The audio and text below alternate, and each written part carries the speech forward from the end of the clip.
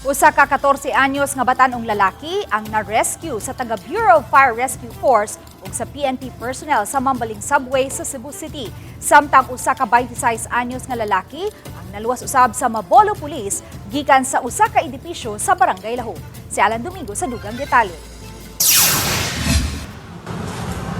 Naglisod ang mga rescue personnel sa Bureau of Fire sa pagkuha sa batan-ong lalaki nga mihigda sa gamay nga semento ibabaw nga bahin sa subway sa Bacalso Avenue, Mambaling area sa Cebu City.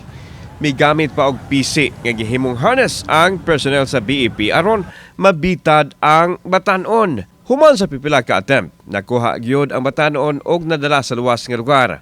Gidala ang bata sa WCPD sa Mambaling Police, din gihatagan kini og pasiunang intervention o gikuhaan og impormasyon. Tungod kay menor de edad, limitado ang gipagawas nga impormasyon. Apan matod sa taga WCPD, mihilak ang bata og misumbong nga wa kini mga ginikanan ug nag-inusara na lang siya.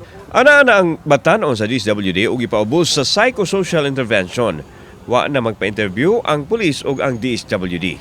Samtang ani ay 26 anyos nga lalaki ang naluwas sa Mabolo Police pasado alas 12 kaganinang tungang gabi. Matud pa nagdala kini og armas ug misuway sa paglayat sa ikatulong andana sa building sa Salinas Drive. Gimaymayan siya sa mga miresponding pulis kauban ang inahan.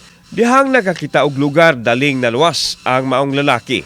Nasayran sa Kapulisan nga adunay personal problem ang naasoing lalaki. Sa nilabay nga mga hapit duha ka oras nakakuha og timing ang ato ang Kapulisan mautong ni sulod siya og didto nadakpan ang among lalaki og nakuha gikan sa iyang posisyon ang usa ka illegal nga armas. Gidala siya sa Mabolo Police Station diin giandam na ang kasong alarm and scandal, community gun ban og illegal possession of firearms batok kaniya. Tambag na ko no para sa ato mga batan-on dia uban pa dia nga nahigugma.